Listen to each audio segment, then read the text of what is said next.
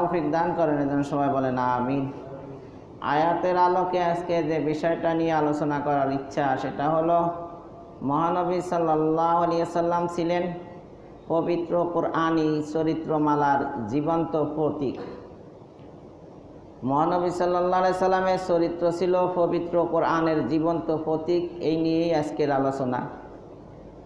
তো উত্তম চরিত্র ও সদাচরণের কারণে সর্বশ্রেষ্ঠ সর্বশেষ নবী মুহাম্মদ সাল্লাল্লাহু আলাইহি ওয়াসাল্লামকে সবাই বিশ্বস্ত সত্যবাদী বলে সম্বোধন করতেন।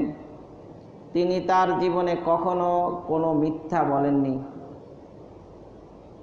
তাই মক্কার কাফেররা পর্যন্ত তাকে আল আমিন মানে বিশ্বাসী বলে ডাকত। মুহাম্মদ সাল্লাল্লাহু আলাইহি ওয়াসাল্লামের চরিত্র সম্পর্কে আয়েশা রাদিয়াল্লাহু তাআলা আনহা বলেন, তার চরিত্র ছিল আল কোরআন, অর্থাৎ কোরআন মজিদে যে সকল উত্তম চরিত্র ও মহান নৈতিকতার উল্লেখ রয়েছে সে সবই তার মাঝে বিদ্যমান ছিল। কোরআনের বর্ণিত চরিত্র অপেক্ষা উত্তম চরিত্র আর কি হতে পারে। তিনি ছিলেন পবিত্র কোরআনী চরিত্রমালার জীবন্ত প্রতীক। আল্লাহ পাক তাকে সুন্দর চরিত্র দিয়ে সৃষ্টি করেছেন। তার সব কাজই হয়েছে কোরআন মতে, বলেন সুবহানাল্লাহ। কোরআনের মধ্যে যা আছে নবীর জীবনে তা আছে। আল্লাহ তাআলা মুহাম্মদ সাল্লাল্লাহু আলাইহি সাল্লামের চরিত্রর আলোচনা করতে গিয়া সূরাতুল কলমের 4 নম্বর আয়াতে বলেন, ওয়া ইন্নাকা লাআলা খুলুকিন আযীম, নিশ্চয় আপনি এক মহান চরিত্রের অধিকারী। আয়েশা রাদিয়াল্লাহু তাআলা আনহা বলেন, স্বয়ং কোরআন রাসূলুল্লাহ সাল্লাল্লাহু আলাইহি ওয়াসাল্লামের মহান চরিত্র, অর্থাৎ কোরআন পাক যেসব উত্তম কর্ম ও চরিত্র শিক্ষা দেয় তিনি সেই সবের বাস্তব নমুনা। আয়েশা রাদিয়াল্লাহু তাআলা আনহা বলেন, কোরআনই ছিল তার চরিত্র। মুসনাদে আহমদের হাদিস, কানা খুলুকুহু আল কোরআন। রাসূল সাল্লাল্লাহু আলাইহি ওয়াসাল্লামের সত্তায় আল্লাহ তাআলা যাবতীয় উত্তম চরিত্র পূর্ণ মাত্রায় সন্নিবেশিত করে দিয়েছিলেন। মহানবী সাল্লাল্লাহু আলাইহি সাল্লাম নিজেই বলেন, ইন্নামা বুইস্তু মুআল্লিমা লিউতাম্মিমা মাকারিমাল আখলাক। আল্লাহ তাআলা রাসূল সাল্লাল্লাহু আলাইহি সাল্লামের সত্তায় যাবতীয় উত্তম চরিত্র পূর্ণ মাত্রায় সন্নিবেশিত করে দিয়েছিলেন। তিনি নিজেই বলেন, আমি উত্তম চরিত্রকে পূর্ণতা দান করার জন্যই শিক্ষক রূপে এই পৃথিবীতে প্রেরিত হয়েছি, বলেন সুবহানাল্লাহ। এটাও মুসনাদে আহমদ এবং মুস্তাদরেকে হাকিমের বর্ণনায় এই হাদিসটি পাওয়া যায়। তো মহান নবী সাল্লাল্লাহু আলাইহি সাল্লাম ছিলেন জগৎবাসীর শিক্ষক। ওনার শিক্ষক হলো স্বয়ং আল্লাহ, বলেন সুবহানাল্লাহ। আল্লাহ রাসূল বলেন, আল্লামানি রব্বি ফাহসানা তালিমি ওয়া আদ্দাবানি রব্বি ফাহসানা তাদিবি। আমার রব আমাকে শিক্ষা দিয়েছেন এবং উত্তম শিষ্টাচার ভদ্রতা শিক্ষা দিয়েছেন, বলেন সুবহানাল্লাহ। মহানবী সাল্লাল্লাহু আলাইহি সাল্লাম ছিলেন সর্বকালের সর্বযুগের বিশ্ব মানবতার জন্য অনুসরণীয় অনুকরণীয় উত্তম চারিত্রিক আদর্শের একমাত্র মডেল, বলেন সুবহানাল্লাহ। আল্লাহর রাসূল সাল্লাল্লাহু আলাইহি সাল্লামের চরিত্র সম্পর্কে উম্মুল মুমিনিন হযরত আয়েশা রাদিয়াল্লাহু তাআলা আনহাকে জিজ্ঞাসা করা হলে তিনি সংক্ষিপ্ত অথচ অত্যন্ত ব্যাপক অর্থবহ শব্দে বলেন, কানা খুলুকুহু আল কোরআন, তার চরিত্র ছিল আল কোরআন। অর্থাৎ কোরআন মজিদে যে সকল উত্তম চরিত্র ও মহান নৈতিকতার উল্লেখ রয়েছে সেই সবই তার মাঝে বিদ্যমান ছিল। কোরআনের বর্ণিত চরিত্র অপেক্ষা উত্তম চরিত্র আর কি হতে পারে। মহানবী সাল্লাল্লাহু আলাইহি সাল্লাম ছিলেন পবিত্র কোরআনী চরিত্রমালার জীবন্ত প্রতীক, বলেন সুবহানাল্লাহ। তো আল্লাহ তাআলা মহানবী সাল্লাল্লাহু আলাইহি সাল্লামের চরিত্র প্রসঙ্গে সার্টিফিকেট দিয়েছেন। দুনিয়ার কোনো চেয়ারম্যান বা কোনো সিটি কর্পোরেশনের মেয়র বা কোনো এমপি মন্ত্রী দুনিয়ার কেউ দেন নাই, বরং স্বয়ং আল্লাহ রাব্বুল আলামিনই মুহাম্মদ সাল্লাল্লাহু আলাইহি সাল্লামের চারিত্রিক সনদ দিয়েছেন, ওয়া ইন্নাকা আলা খুলুকিন আজিম, বলেন সুবহানাল্লাহ। তো এর অর্থ হইল যে নিশ্চয় আপনি সুমহান চরিত্রের উপরে প্রতিষ্ঠিত। আল্লাহ রসুল সাল্লাল্লাহু আলাইহি সাল্লামের চরিত্র প্রসঙ্গে যে বিশেষণ লাগাইছেন সেটা হলো আজিম। খুলুক মানে চরিত্র। এই চরিত্র তিন প্রকার, একটা হলো খুলুকে হাসানা, আর একটা হলো খুলুকে কারিম, আর একটা হলো খুলুকে আজিম। খুলুকে হাসানা হলো একটা হলো খুলুকে কারিম, সেটা হলো কেউ যদি কারো প্রতি জুলুম করে তার প্রতিশোধ সে নিতে পারবে, তার প্রতিশোধ সে নিতে পারবে সম পরিমাণ, বেশিও নিতে পারবে না, কম তো নিতে পারবেই, বেশি নিতে পারবে না, সমান সমান নেওয়ার অধিকার তাকে দেওয়া আছে। এটা একটা চরিত্র, এই জাতীয় চরিত্রে খুলুকে হাসান বলা হয়। আর একটা চরিত্র হলো খুলুকে কারিম, অর্থাৎ তাকে ক্ষমা করে দেওয়া, এটা হলো খুলুকে কারিম। আর একটা হলো খুলুকে আজিম, শত্রুপক্ষকে ক্ষমা করে তো দিলই, পাশাপাশি তার আবার উপকার করা, এটা হলো খুলুকে আজিম। আল্লাহ রসুল বলেন, সিলমান কাতআকা ওয়াফু মান যালামাকা, কেউ যদি তোমার সাথে সম্পর্ক ছিন্ন করে তুমি তার সাথে সম্পর্ক স্থাপন করো, আর কেউ যদি তোমার প্রতি জুলুম অত্যাচার নির্যাতন করে তাহলে তুমি তাকে ক্ষমা করে দাও। আল্লাহ রসুল সাল্লাল্লাহু আলাইহি সাল্লামের এই গুণ থাকার কারণে উনি শত্রুদেরকে মক্কা বিজয়ের সময় হাতের মুঠায় পেয়ে তাদের প্রতিশোধ নেওয়ার উপযুক্ত সুযোগ পেয়েও তিনি ক্ষমা করে দিয়া খুলুকে আজিম প্রমাণ করে দিয়েছেন, বলেন সুবহানাল্লাহ। তো আল্লাহ রসুলের মাঝে রয়েছে আমাদের জন্য উত্তম আদর্শ। আল্লাহ তাআলা বলেন, যেটা সূরা আহজাব 33 নম্বর সূরার 21 নম্বর আয়াতে আল্লাহ বলেন, লাকাদ কানা লাকুম ফি রাসূলিল্লাহি উসওয়াতুন হাসানাহ লিমান কানা ইয়ারজুল্লাহা ওয়াল ইয়াউমাল আখিরা ওয়া যাকারাল্লাহা কাসীরা। যে নিশ্চয় আল্লাহর রসুলের মধ্যে তোমাদের জন্য উত্তম আদর্শ নিহিত রয়েছে। এখানে কাদের জন্যই উত্তম আদর্শ? আয়াতের শেষে বলেন, লিমান কানা ইয়ারজুল্লাহ, তার জন্য যে আশা রাখে আল্লাহ, ওয়াল ইয়াউমাল আখিরা, শেষ দিনের, ওয়া যাকারাল্লাহা কাসীরা, এবং আল্লাহকে বেশি স্মরণ করে তার জন্য। অর্থাৎ যে লোকটার মাঝে তিনটা গুণ বিদ্যমান থাকবে তার জন্য রয়েছে নবীর মাঝে আদর্শ।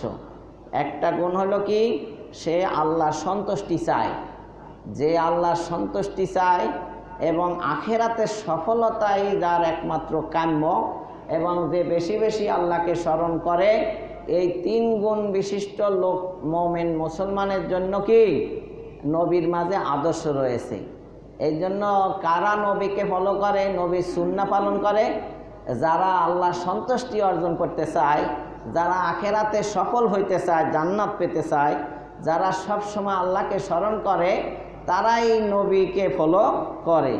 আর যারা আল্লাহর সন্তুষ্টি চায় না, যারা মুনাফিক, যারা আখেরাতে দাঁড় দাঁড়ে না, শুধু দুনিয়ার স্বার্থ, দুনিয়ার ফায়দা লাভ করতে চায়, এরা তো মুনাফিক। এই মুনাফিকদের জন্য নবীর মাঝে আদর্শ নাই, কারণ তারা গ্রহণ করে না। তো এখানে লাকাদ কানা, কানা মানে ছিল, কানা মানে কি ছিল বা আছে, অর্থাৎ নবীর মাঝে আদর্শ ছিল, কিন্তু মুনাফিকেরা এটা কি করতে পারে নাই, গ্রহণ করতে পারে নাই, কারণ তাদের জীবনের লক্ষ্য আল্লাহর সন্তুষ্টি এবং পরকালের সফলতা ছিল না।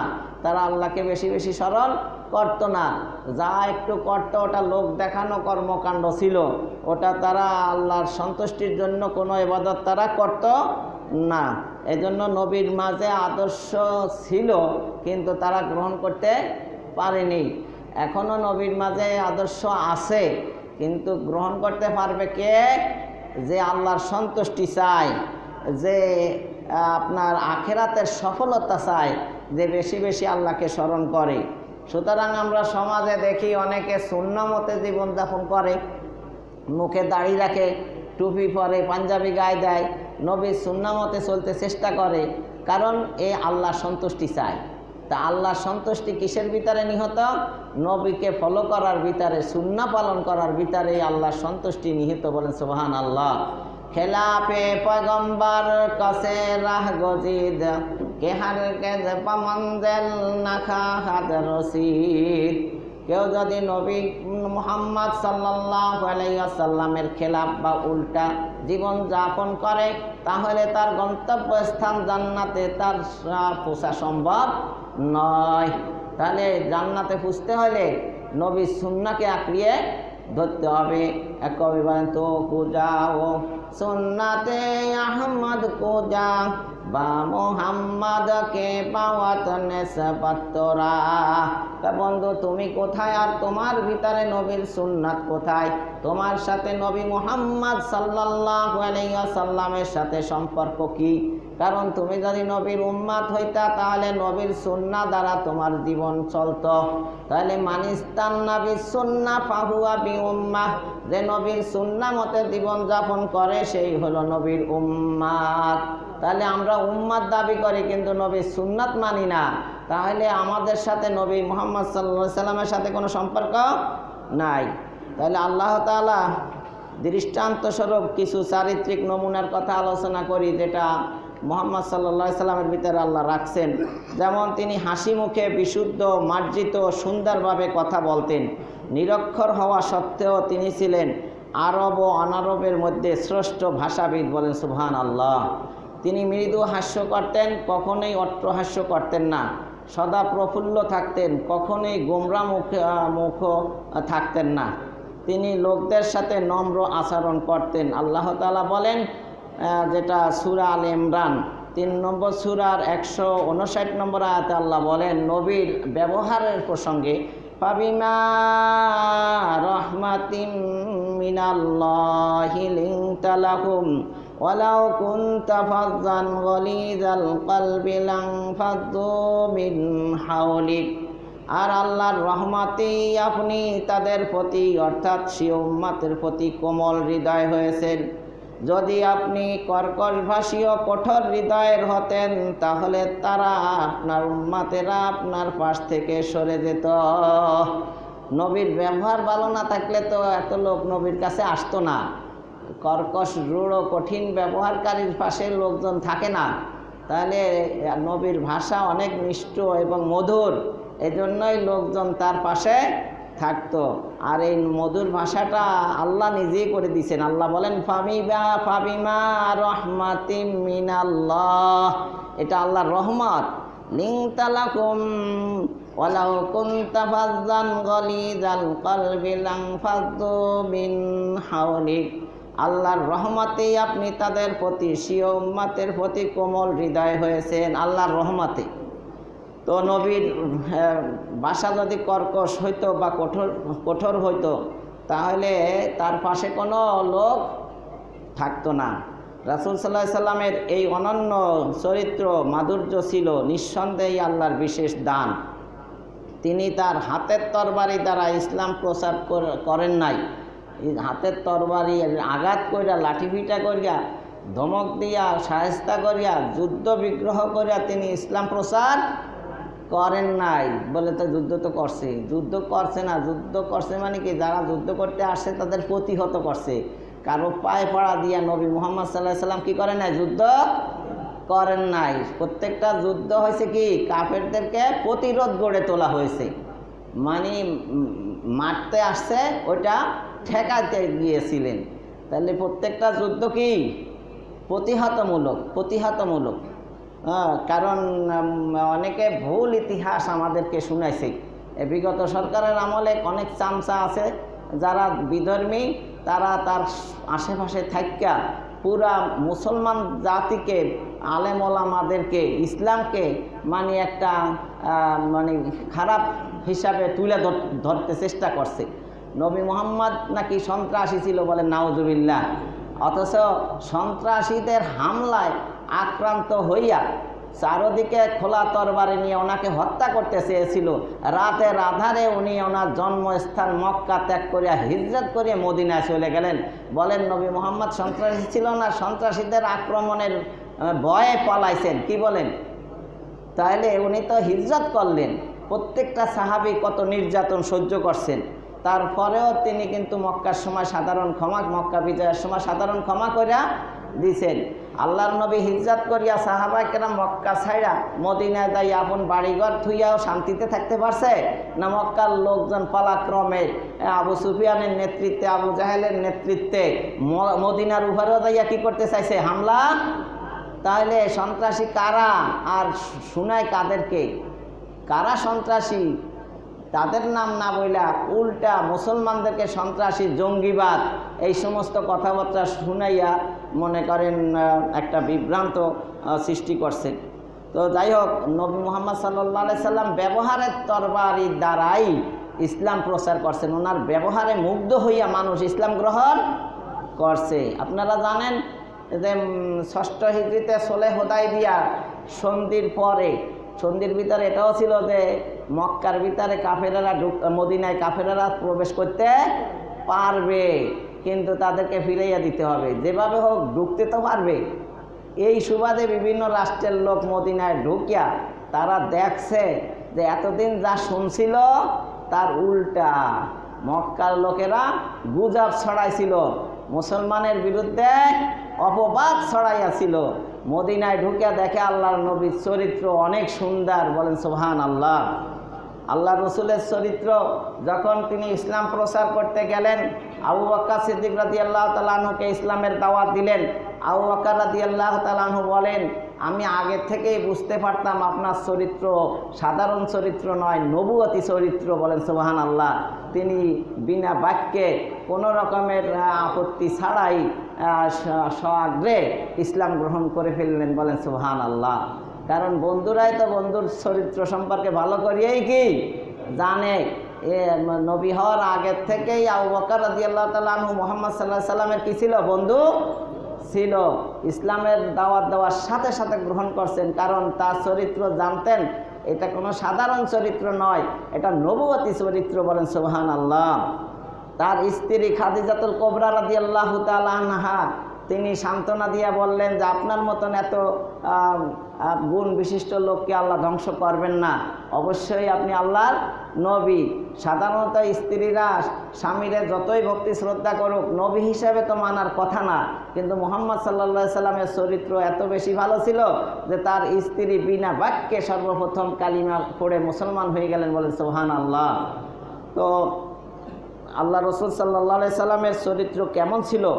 নবুয়াতের 40 বছর জীবনী আরবের মক্কার কাফেরদের সামনে আল্লাহ তুলে ধরে বলেন, যেটা সূরায়ে ইউনুস 10 নম্বর সূরার 16 নম্বর আয়াত আল্লাহ বলেন, ফাকাদ লাবিস্তু ফীকুম উমরাম মিন ক্বাবলিহি আফালা তাকিলুন। আমি তো এই নবুয়তি দাবি করার পূর্বে পুরা জীবনকাল তোমাদের মাঝে অবস্থান করেছি, তবুও কি তোমরা আমি যে নবী এ কথা কি বুঝতে পারো না? একদিন নয়, 2 দিন নয়, 1 মাস নয়, 2 মাস নয়, আমি তো তোমাদের মাঝে 40টা বছর অতিবাহিত করেছি। আমার চরিত্র সম্পর্কে, আমার আচার ব্যবহার সম্পর্কে তোমরা কি বুঝতে পারো না যে আমি কি নবী হওয়ার যোগ্যতা রাখি কি রাখি না? ফাকাদ লাবিস্তু ফীকুম উমরাম মিন ক্বাবলিহি আফালা তাকিলুন। এজন্য আল্লাহ নবুয়তি দায়িত্ব 1 বছর 2 বছরে দেয় নাই, কয় বছর পরে দিছে? তাহলে একটা লোকেরা চিনতে কি 40 বছর লাগে নাকি? তাহলে আরবের লোকেরা ভালো করেই জানতো যে সে নবী হতেই কি পারে, কারণ তাকে আল্লাহ আমিন বিশ্বস্ত বলা হয়েছে, বলেন সুবহানাল্লাহ। তো আল্লাহ রসুলের মূল চরিত্রের কারণেই কিন্তু এত দূর আগাইতে পারছেন, বলেন সুবহানাল্লাহ। আল্লাহ রসুল সাল্লাল্লাহু আলাইহি সাল্লাম চরিত্রের গুরুত্ব বুঝাইতে যাইয়া বলেন, যেটা তিরমিজি শরীফ এবং আবু দাউদ শরীফের হাদিস, আকমালুল মুমিনিনা ঈমানান আহসানুহুম খুলুকা। মুমিনদের মধ্যে ঈমানে পরিপূর্ণ সেই ব্যক্তি যে তাদের মধ্যে সবচেয়ে চরিত্রবান। মুমিনের ভিতরে ওই মুমিনই তার ঈমানে পরিপূর্ণ যার চরিত্র সবচেয়ে বেশি। তাহলে চরিত্রবান লোক হইল ঈমানে পরিপূর্ণ। তাহলে যার চরিত্র ঠিক নাই তার ঈমানও কি নাই, ঠিক নাই। তাহলে চরিত্রের গুরুত্ব অনেক বেশি। চরিত্র যার উন্নত, আদর তার সর্বত্র।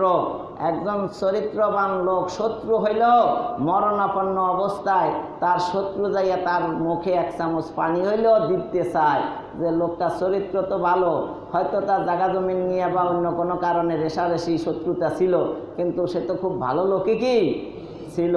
আর চরিত্র খারাপ থাকলে আপন ভাই যদি পকেট মারে বা ছিনতাইয়ে ধরা পড়ে, ছিনতাইকারী হিসাবে আর যদি মানুষ বলে যে তোমার ভাই তো ওখানে ছিনতাই করতে যেয়ে ধরা পড়ছে, সে কিন্তু আগাইয়া লোকের মাঝে বলবে না যে উনি আমার ভাই, ছেড়ে দেন, বরং সে আর এক পথে পালাইয়া যাবে। নিজের ভাইয়ের পরিচয়ও ভাইয়ের বিপদের সময় দিবে না। কারণ কি? চরিত্র ভালো না। তাহলে চরিত্র ভালো না থাকলে ভাইও ভাইয়ের পরিচয় দেয় না।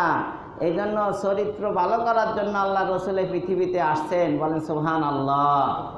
এক সময় ছিল জোর যার মুল্লুক তার, এই যুগ এক সময় অতিবাহিত হয়ে গেছে পৃথিবীতে। রাইট ইজ মাইট, আপনার জোর যার মুল্লুক তার।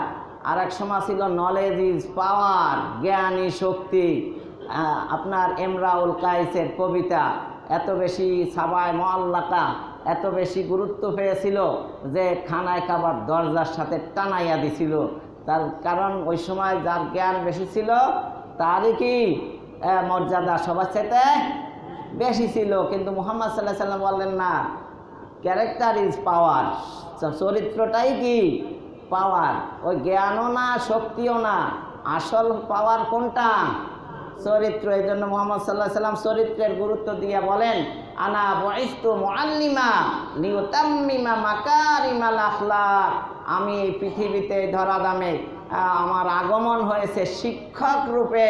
আমি একজন শিক্ষক, গোটা বিশ্ববাসীর চরিত্রের উন্নত চরিত্রের সমাপ্তি ঘটানোর জন্যই আমার আগমন। বলেন সুবহানাল্লাহ।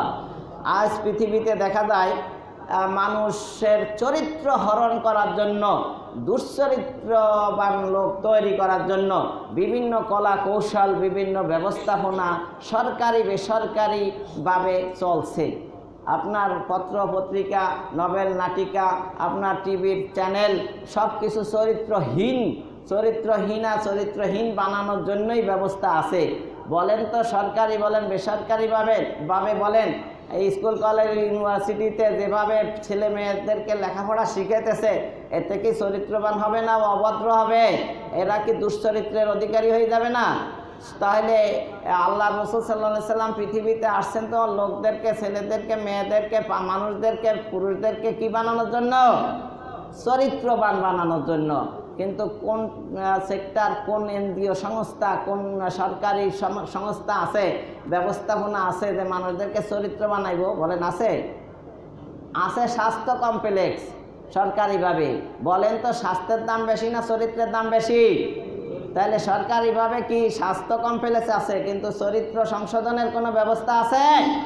পৃথিবীতে একমাত্র খানকা, পীর, মাশায়েখদের তালিম, তাদের তলকিন, তাদের তরবিয়াত এবং যত মাদ্রাসা এবং যত শিক্ষা প্রতিষ্ঠান, ধর্মীয় শিক্ষা প্রতিষ্ঠান, কোরআন, হাদিস, ওয়াজ, আপনার তাফসির, মাহফিল, এগুলাতে মানুষদেরকে চরিত্রবান বানায়। কি বানায়? চরিত্রবান বানায়। বিগত সরকারের আমলে ওয়াজ কালাম সব বন্ধ করে দিয়া আপনার বর্বর, অসভ্য, চরিত্রহীন জাতি সৃষ্টি করার একটা পায়তারা চালাইছিল। বলেন নাউজুবিল্লাহ। আল্লাহ আমাদের হেফাজত করছে। তাহলে চরিত্রবান হয় কিসে আর দুশ্চরিত্র হয় কিসে, এটা বুঝতে হবে তো আমাদেরকে। তাহলে দেখা যায় সরকারিভাবে বেসরকারিভাবে লোকদেরকে চরিত্রবান বানানোর ব্যবস্থা নাই। তাহলে চরিত্রবান বানানোর জন্য পৃথিবীতে আসছেন কে শিক্ষক রূপে? মুহাম্মাদুর রাসূলুল্লাহ সাল্লাল্লাহু আলাইহি ওয়াসাল্লাম। তার চরিত্র কেমন ছিল? আনাস ইবনে মালিক আন্নাহু যাকারান নবিয়া সাল্লাল্লাহু আলাইহি ওয়াসাল্লাম ফাকাল কানা আকরামান নাস। হযরত আনাস ইবনে মালিক রাদিয়াল্লাহু তাআলা আনহু বলেন, একবার নবী সাল্লাল্লাহু আলাইহি সাল্লামের আলোচনা প্রসঙ্গে তিনি ছিলেন সবচেয়ে ভদ্র ও দয়ালু। আনাস ইবনে মালিক বলতে পারবে নবী কেমন ছিল, কারণ 10 বছর, 1 বছর নয় 2 বছর নয়, নবীর খাদেম সেবক হিসাবে ছিল আনাস ইবনে মালিক রসুলের দরবারে কয়দিন? তাহলে একটা লোকের চরিত্র কেমন ছিল 10 বছর থাকলে বলতে পারে না?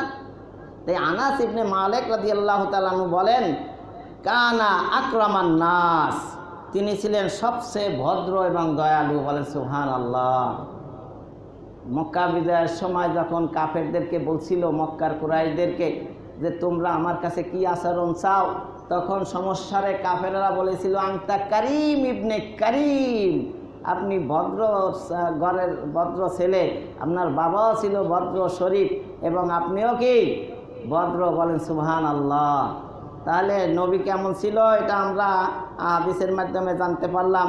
আন ইবনে ওমর রাদিয়াল্লাহু তাআলা আনহু قال ما رايت احدا اجود ولا امجد ولا اشجع ولا ارضى من رسول الله صلى الله عليه وسلم। হযরত ইবনে ওমর আব্দুল্লাহ ইবনে ওমর রাদিয়াল্লাহু তাআলা আনহু থেকে বর্ণিত হাদিস, তিনি বলেন, আমি রাসূলুল্লাহ সাল্লাল্লাহু আলাইহি ওয়াসাল্লাম অপেক্ষা অধিক দানশীল ও দাতা, তার চেয়ে অধিক সাহসী, তার চেয়ে বড় বীর, তার চেয়ে অধিক ধৈর্যশীল ও পরিতুষ্ট কোনো ব্যক্তিকে দেখিনি। আল্লাহ রসুলের চরিত্র অল্প কথায় তিনি প্রকাশ করে দিলেন। তিনি তার ভিতরে কোনো অহংকার বলতে কিছুই কি ছিল না। তার আচরণ কেমন ছিল? আন আনাস রাদিয়াল্লাহু তাআলা আনহু আন্না নবিয়্য সাল্লাল্লাহু আলাইহি ওয়াসাল্লাম মাররা বিসিবিয়ানিন ফাসাল্লামা আলাইহি। হযরত আনাস ইবনে মালিক রাদিয়াল্লাহু তাআলা আনহু থেকে বর্ণিত যে একদা তিনি বাচ্চাদের নিকট দিয়ে যাচ্ছিলেন, সে মুহূর্তে তিনি তাদেরকে সালাম দেন। এত বড় দোজাহানের বাদশা, সাইয়্যিদুল মুরসালিন, আশরাফুল আম্বিয়া, মক্কা মদিনা গোটা আরব জাহানের তিনি প্রেসিডেন্ট, এত কিছু হওয়ার পরেও একটা শিশু বাচ্চার কাছে দিয়ে যাওয়ার সময় তাকে সালাম দেন, তাহলে কত নমনীয়। বলেন সুবহানাল্লাহ। তার মানে কোনো অহংকার তার ভিতরে কি নাই। নিজ হাতে ছাগলের দুধ দহন করেন, নিজের কাপড় নিজে সেলাই করেন, নিজের বাসার কাজ নিজে করেন, নিজের স্ত্রীর পারিবারিক কাজেও তিনি সহযোগিতা করেন। কত নম্রভদ্র শান্তশিষ্ট লোক ছিলেন মুহাম্মদুর রাসূলুল্লাহ সাল্লাল্লাহু আলাইহি ওয়াসাল্লাম। আমরা একে অন্যের সালাম দিই না? সালাম দেওয়া, ওয়াফসুস সালাম, তোমরা পরস্পর একে অন্যকে কি দাও? সালাম দাও। আল্লাহ রসুল বলেন, তোমরা ততক্ষণ পর্যন্ত জান্নাতে প্রবেশ করতে পারবে না যতক্ষণ পর্যন্ত তোমরা একে অন্য যতক্ষণ পর্যন্ত তোমরা পরিপূর্ণ ইমানদার হবে না। আর আমি বলে দিই, ততক্ষণ পর্যন্ত তোমরা ইমানদার পরিপূর্ণ ইমানদার হতে পারবে না যতক্ষণ পর্যন্ত তোমরা একে অন্যকে ভালোবাসবে না। শত্রুতা রাখলে একে অন্যের প্রতি, আর ইমানদার হওয়া লাগবে না, জান্নাতেও যাওয়া যাবে না। হিংসুক জান্নাতে যেতে পারবে না। কতগুলা লাকড়ি শুকনা কাঠ একত্রিত করে একটু আগুন ধরায় দিলে যেমন সব লাকড়িগুলা আগুনে পুড়ে ছাই করে দেয়, ঠিক কারো ভিতরে যারা পরিমাণ হিংসা থাকলে সমস্ত জীবনের সমস্ত নেকিকে খেয়ে ভস্ম করে দিবে। বলে নাউজুবিল্লাহ। তাহলে হিংসা রাখা যাবে না। লা তাবাগাজু ওয়ালা তাহাসাদু ওয়ালা তাদাবারু ওয়া কুনু ইবাদাল্লাহি ইখওয়ানা। তোমরা পরস্পর কারো প্রতি হিংসা বিদ্বেষ রেখো না, কারো ছিদ্র অন্বেষণ করো না, কারো প্রতি ঝগড়া বিবাদ করো না। আল্লাহর বান্দা তোমরা সকলে ভাই ভাই হয়ে থাকো। বলেন সুবহানাল্লাহ।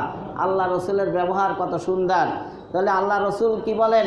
যতক্ষণ পর্যন্ত তোমরা একে অন্যকে ভালোবাসবে না ততক্ষণ পর্যন্ত তোমরা মুমিনে কামেল হইতে পারবে না।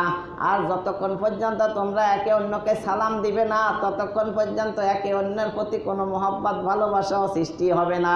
তাহলে সালামের কারণে মহব্বত বাড়ে, মহব্বতের কারণে ইমানের পূর্ণতা আসে, ইমানের পূর্ণতার কারণে জান্নাতে প্রবেশের সুযোগ হয়। বলে সুবহানাল্লাহ।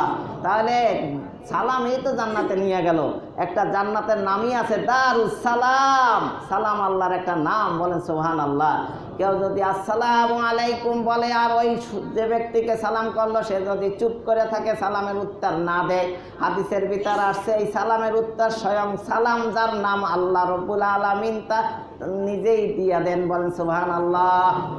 আল্লাহর নবীরে সালাম দিছে না মেরাজে, আসসালামু আলাইকা আইয়ুহান নাবিয়্যু ওয়া রাহমাতুল্লাহি ওয়া বারাকাতুহু।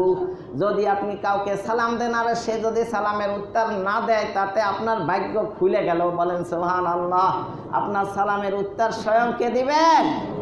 আল্লাহ দিবেন। তাহলে সালাম দিতেই থাকতে হবে। একটা গাছের আড়াল থেকে আবার বের হইলে ওই লোকটাকে দেখা হইলে আবার সালাম, তাহলে সালাম বারবার বারবার যতবার দেখা হবে ততবারই কি দিতে হবে? সালাম দিতে হবে। সালাম দেওয়া পূর্ণ কাজ, এই কাজে নাই শরম লাজ, কোনো লজ্জা শরম নাই। সালাম বেশি বেশি করে দিতেই কি হবে। সালাম দিলে কোটি টাকার আপনার মামলা মোকদ্দমাও ডিসমিস হয়ে যায়, বলেন সুবহানাল্লাহ। আপনার শত্রুপক্ষরে আপনি সালাম দিলেন, চুপ করে রইল, আর একদিকে তাকায় রইল, আর একবার সালাম দিলে নিচের দিকে তাকায় থাকবে, আর একবার সালাম দিলে উত্তর না দিয়েও আপনার দিকে একটু কোনা চোখে দেখবে, আবার সালাম দিলে আস্তে করে উত্তর দিবে, আর একবার সালাম দিলে একটু জোরে দিবে। একটা পর্যায়ে সালাম দিতে দিতে লোকটা করবে, লোকটা তো আসলে ভালোই, তার জন্য এত মামলা মোকদ্দমার দরকার কি, বাস আস্তে করে মামলা উঠাইয়ে ফেলবে, বলেন সুবহানাল্লাহ। তাহলে শত্রুকে বন্ধু বানানোর একটা প্রসেস কি? সালাম দেওয়া। বাসায় যাইয়া বরে সালাম দেননি, এই সালামও নাই। মনে করেন প্রত্যেকটা সংসারের ভিতরে ধোঁয়া ছাড়া আগুন, ফায়ার সার্ভিস আসবে কীভাবে? ধোঁয়া নাই, আগুন না থাকলে ফায়ার সার্ভিস আসতে পারে? প্রত্যেকটা বাসায় আগুন জ্বলতে আছে, মানে ধোঁয়া নাই। কারণ কি? সালাম নাই। ভালোবাসা সৃষ্টি হবে কোত্থেকে? তাহলে সালাম দিলে কি হয়? ভালোবাসা সৃষ্টি হয়। তাহলে সালাম দিয়ে ঘরে প্রবেশ করবেন, সালাম সবাইকে দিবেন, ছোট বড় সবাইকে। তো রাসূল সাল্লাল্লাহু আলাইহি সাল্লাম ছিলেন আমাদের জন্য, তিনি আপনার পথ প্রদর্শক এবং তিনি ছিলেন আমাদের লিডার, বলেন সুবহানাল্লাহ। সূরা আল ইমরান 3 নম্বর সূরার 31 নম্বর আয়াতে আল্লাহ বলেন, কুল ইন কুনতুম তুহিব্বুনাল্লাহা ফাত্তাবিউনি ইউহিব্বুকুমুল্লাহ ওয়া ইয়াগফির লাকুম যুনুবাকুম আল্লাহু গফুরুর রহিম। হে নবী, আপনি আপনার উম্মতদেরকে, আমার বান্দাদেরকে বলে দিন, তারা যদি আমি আল্লাহকে ভালোবাসতে চায় তাহলে তারা যেন আপনি মুহাম্মদ সাল্লাল্লাহু আলাইহি ওয়াসাল্লামের অনুসরণ করে। তাহলে আল্লাহর ভালোবাসা পাওয়ার জন্য পূর্ব শর্ত হলো নবী মুহাম্মদ সাল্লাল্লাহু আলাইহি ওয়াসাল্লামকে ফলো করতে হবে। তাহলে আল্লাহকে পাইতে চাই আমরা সবাই, কেন আমরা নবীর সুন্নাহ ধরব? বলেন কেন? সবাই চুপ থাকলে তো হবে না, বলতে হবে। আমরা তো চাই আল্লাহকে, আমরা তো নবীরে চাই না। আমরা কাকে চাই? তাহলে নবীর কথা মতো চলতে হবে। কেন? আল্লাহকে পাইতে হলে নবীকে ভালোবাসতে হবে। এর কারণ, কুল ইন্নামা আনা বাশারুম মিসলুকুম ইউহা ইলাইয়া, আমি তোমাদের মতো রক্ত গোস্ত মাংসে মানুষ, কিন্তু তোমাদের কাছে ওহী আসে না, আমার কাছে ওহী আসে। নবী আর আমাদের মধ্যে পার্থক্য হয়ে গেল। কি পার্থক্য হয়ে গেল? উনি আপনার আমার মতন মানুষ, কিন্তু দোষে গুণে মানুষ না, শুধু গুণগত মানুষ, বলেন সুবহানাল্লাহ। আমরা দোষে গুণে মানুষ, মুহাম্মদ সাল্লাল্লাহু আলাইহি সাল্লাম শুধু গুণগত মানুষ। কারণ জনগণ ওনারে সাধারণ মানুষ মনে করলে ভুল করবে, কারণ চারিত্রিক দিক দিয়ে উনি কি অনেক ঊর্ধ্বে। তিনি স্রষ্টা নন, স্রষ্টার সমানও নয়, তিনি সৃষ্টি, তবে সৃষ্টির সেরা, বলেন সুবহানাল্লাহ। আর পার্থক্য হলো যে ওনার কাছে ওহী আসে, আমাদের কাছে ওহী আসে না। তাহলে ওনার কাছে ওহী আসে, সেই হিসাবে উনি কার সাথে সম্পর্ক? আর আপনি তো, আপনার কাছে তো ওহী আসে না, তাহলে আপনি সম্পর্ক করতে হবে নবীর সাথে। নবীর মধ্যস্থতায় সম্পর্ক হয়ে যাবে আল্লাহর সাথে, বলেন সুবহানাল্লাহ। আপনি সরাসরি যদি পানি গরম করতে চান, আগুনের ভিতরে পানি ঢেলে দিলে আগুন নিভে যাবে, পানি গরম হবে না। এজন্য একটা মধ্যস্থতা লাগবে, সেটা হলো হাঁড়ি ডেকচি একটা ব্যবহার করে পানি গরম করতে হবে। তাহলে এই যে মধ্যস্থতা, দুইটা কাপড় সেলাই করতে মাঝখানে একটা সুতা লাগে, দুইটা কাগজ জয়েন্ট জোড়া লাগাইতে হইলেও একটা স্টেপ গাম স্টাবলার করতে হয়। এই মধ্যস্থতা হইল মুহাম্মদ সাল্লাল্লাহু আলাইহি সাল্লাম, বলেন সুবহানাল্লাহ। আমাদের শরীরের ভিতরে কি আছে? হাড় আছে, আর কি আছে? গোস্ত আছে। বলেন হাড় শক্ত না গোস্ত শক্ত? হাড় শক্ত, গোস্ত কি নরম। তাহলে শক্তের সাথে নরমের সম্পর্ক হবে কিভাবে? এটা তো হইতে পারে না। আল্লাহ মধ্যস্থতা সৃষ্টি করছে, রগ দিছে, কি দিছে? পেঁচাইয়া পেঁচাইয়া কি দিছে? এই রগ হাড়ের সাথে চারদিক দিয়ে পেঁচানো আছে বিদায় মাংসটা রগের সাথে লাগছে। রগটা কার সাথে লাগছে? আপনি মুহাম্মদ সাল্লাল্লাহু আলাইহি সাল্লামের সাথে লাগবেন, মুহাম্মদ আল্লাহর সাথে লাগবে, বস আপনি আল্লাহকে পেয়ে যাবেন। বলেন সুবহানাল্লাহ। এই জন্য তো কুজাও সুন্নাতে আহমদ কুজা বা মুহাম্মদকে বাওয়াত নেসবাত তোরা। ও বন্ধু, তুমি কোথায় আর তোমার ভিতরে নবীর সুন্নাহ কোথায়? তোমার সাথে নবীর সাথে সম্পর্ক হবে কিভাবে? নবীর সুন্নাহ পালন করলেই তো নবীর সাথে কি হবে? সম্পর্ক হবে। আর সম্পর্ক হইলেই কার সাথে সম্পর্ক হবে?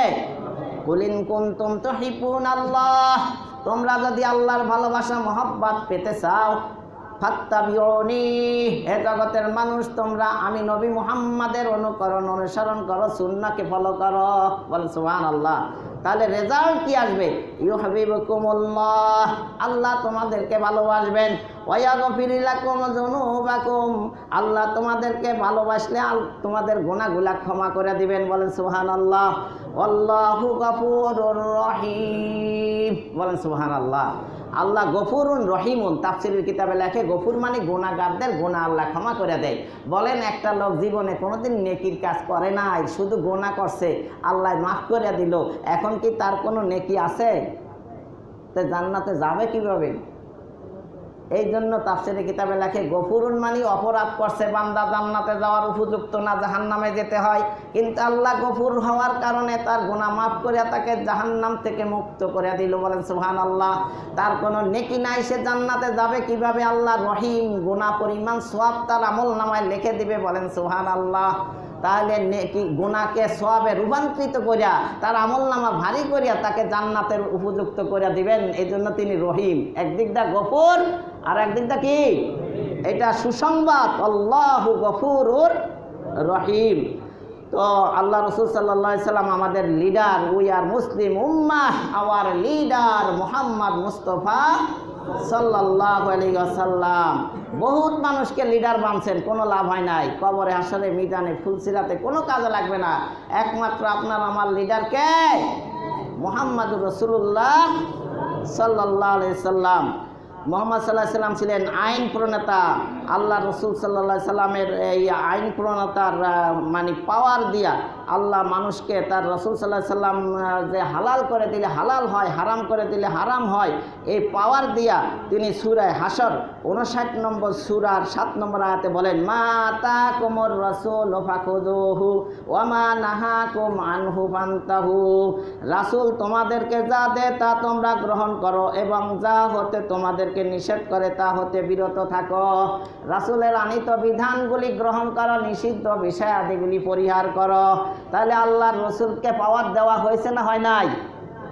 তাহলে আমরা কি আহলে সুন্নাত ওয়াল জামাত, সুন্নাত মতে চলতে হবে এবং সাহাবায়ে কেরামকে অনুসরণ করতে হবে। অনেকে হাদিস মানে কিন্তু সাহাবাদেরকে মানে না।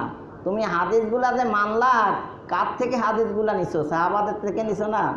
তাহলে হাদিসগুলা কি শুধু শব্দ সাহাবীদের থেকে নিলে হবে, না এর ব্যাখ্যা বিশ্লেষণও সাহাবীদের থেকে নিতে হবে?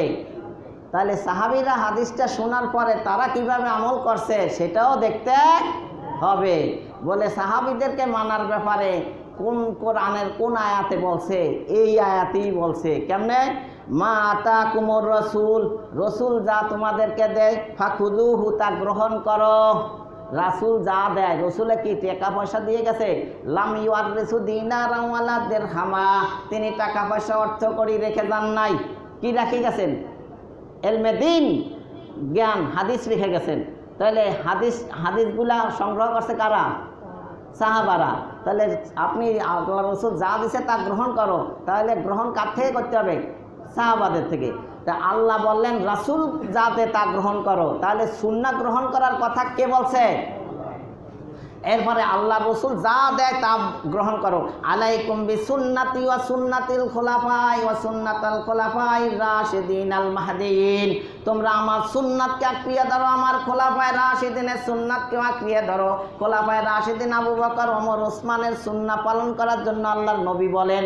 আর আল্লাহর নবীর কথা মানার জন্য স্বয়ং আল্লাহ বলেন, তাহলে ডাইরেক্ট না ইনডাইরেক্ট ভাবে আবু বকর, ওমর, ওসমানের কথা মানার জন্য স্বয়ং আল্লাহ বলেন। বল সুবহানাল্লাহ। আমিনু কামা আমানান নাস, সূরা বাকারার ভিতরে আল্লাহ বলেন সাহাবা ইকরাম যেভাবে ঈমান আনছে, দুনিয়াবাসী তোমরা মুনাফিক কাফের এইভাবে ঈমান আনো। তাহলে ঈমানের আদর্শ মাপকাঠি হলো কে? সাহাবায়ে কেরাম। নাস বলতে কারা? সাহাবায়ে কেরাম। উলাইকা হুমুল ফাইজুন, উলাইকা হুমুর রাশিদুন, উলাইকা হুমুল মুফলিহুন। কোরআনে যে বলছে মুফলিহুন, সফল, তারা যে আপনার হেদায়েত প্রাপ্ত, এগুলা কারা? সাহাবায়ে কেরাম। তাদেরকে অনুসরণ করতে হবে। তাহলে আহলে সুন্নাত ওয়াল জামাত এরাই একমাত্র জান্নাতে যাবে। আল্লাহ রাসূল বলেন, বনি ইসরায়েলের উম্মতেরা 72 দল হবে, আমার নবীর উম্মতেরা শেষ নবীর উম্মত, সর্বশেষ উম্মতেরা 73 দল হবে। এদের ভিতরে একটা দল জান্নাতে যাবে, বাকি 72 দল জাহান্নামে যাবে। সাহাবায়ে কেরাম জিজ্ঞাসা করলেন, সে একটি দল কারা? আল্লাহ রাসূল বললেন, মা আনা আলাইহি ওয়া আসহাবি, আমি যে নীতি, যে পথে, যে আদর্শের উপরে আছি এবং আমার সাহাবায়ে কেরাম যে আদর্শের উপরে আছে, এই আদর্শকে যারা গ্রহণ করবে তারাই একমাত্র জান্নাতে যাবে। তাহলে আহলে সুন্নাত ওয়াল জামাত এই দলটাই একমাত্র। ওয়াল জামাত মানে সাহাবাদের জামাত। এই আহলে সুন্নাহ মানে নবীর অনুসারী, নবীর পরিবার, যারা ইমানদার তারাই নবীর পরিবার। শুধু ফাতেমা আর আলী আর হাসান আর হোসেন নয়, বরং নবীর প্রত্যেকটা খাঁটি উম্মত নবীর পরিবার। বলেন সুবহানাল্লাহ। আহল মানে পরিবার। আহলে সুন্নাহ ওয়াল জামাত সাহাবায়ে কেরামের পরিবার, রসুলের পরিবার, খাঁটি মোমেন মুসলমান যারা নবীকে ফলো করে, সাহাবায়ে কেরামদেরকে কি করে? ফলো করে। তো আল্লাহ রসুলের একটা হাদিস বুখারী শরীফের ভিতরে আসছে, ওয়ান আবি হুরায়রা রাদিয়াল্লাহু তাআলা আনহু قال قال رسول الله صلى الله عليه وسلم كل امتي يدخلون الجنه الا من ابى قيل ومن ابى قال من اطاعني دخل الجنه ومن عصاني فقد ابى রাওয়াহুল বুখারী। আবু হুরায়রা রাদিয়াল্লাহু তাআলা আনহু থেকে বর্ণিত হাদিস, আল্লাহর রাসূল সাল্লাল্লাহু আলাইহি সাল্লাম বলেন যে আমার প্রত্যেকটি উম্মত জান্নাতে প্রবেশ করবে, ইল্লা মান আবা, কিন্তু আবা প্রবেশ করবে না। কিলা ওয়া মান আবা, সাহাবায়ে কেরাম জিজ্ঞাসা করলেন